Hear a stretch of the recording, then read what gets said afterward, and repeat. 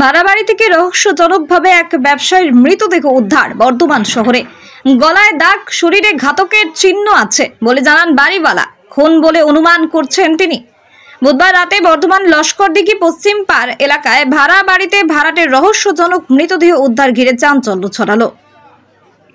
ঘটনাস্থলে বর্ধমান থানার পুলিশ। মৃত ব্যক্তির নাম দোলন মণ্ডল, বয়স আনুমানিক 48 বছর।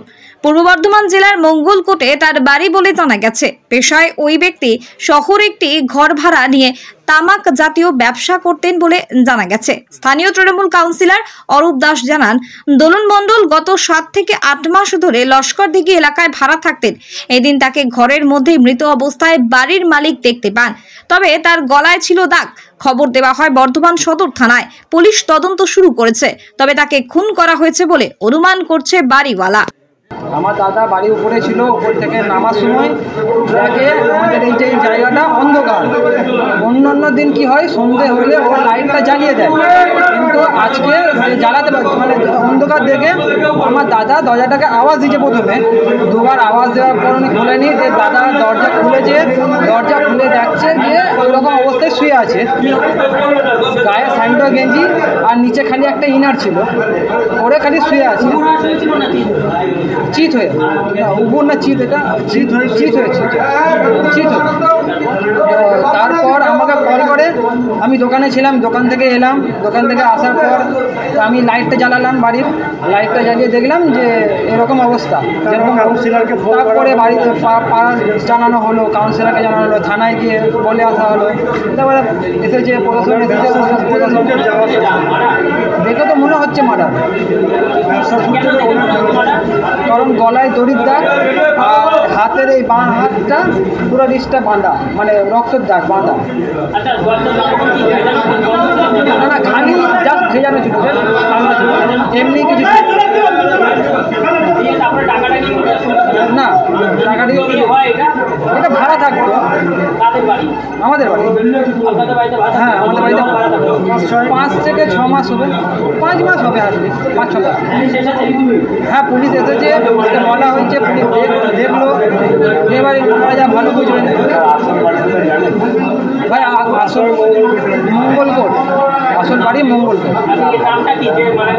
ভালো নামটা জানা নাই, কিন্তু ডাক নামটা হচ্ছে দোলন। দোলন কইতে ভাই, এ ভাই দোলন কি রে? শেখ দোলন না ওই রকমই কিছু। আমার নাম শেখ সাজিদ হোসেন, লস্করদিঘি পশ্চিম পাড়। আমরা তো রোজই পার্টি অফিসে থাকি, রোজই আসি আমরা। আজকে আমি 7:30টার সময় একটা ফোন পেলাম এই বাড়ির মালিকের ছেলের কাছ থেকে, আবির বলে, যে ওদের বাড়িতে যে দোলনবাবু ভাড়া এসেছিলেন 5-7 আগে। তারপরে আজকে ওরা সন্ধ্যে থেকে দেখছে যে দরজা বন্ধ।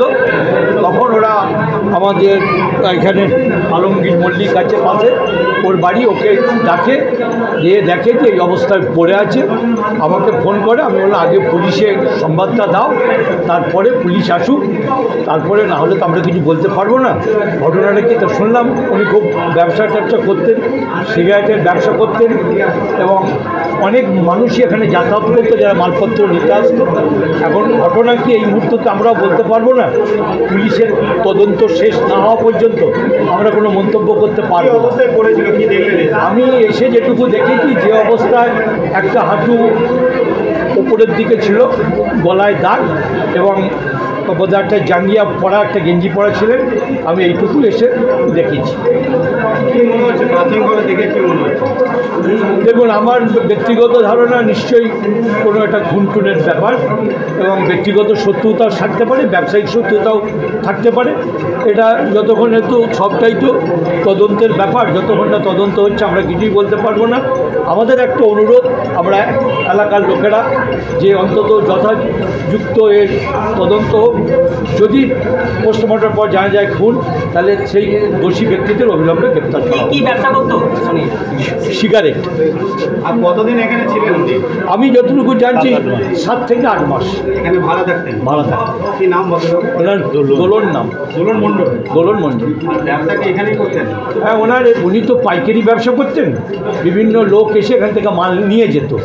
হ্যাঁ, এবারে কে কখন আসতো কার পক্ষে তো বলা সম্ভব নয়। উনি টাকা পয়সার লেনদেন ছিল, অতএব সেই সব ব্যাপারেও কী হয়েছে বা না হয়েছে সেটা পুলিশি তদন্ত ছাড়া আমরা কেউ কিছুই বলতে পারবো না। আপনার নাম আর পরিচয়? অরূপ দাস, কাউন্সিলর, বর্ধমান পৌরসভা।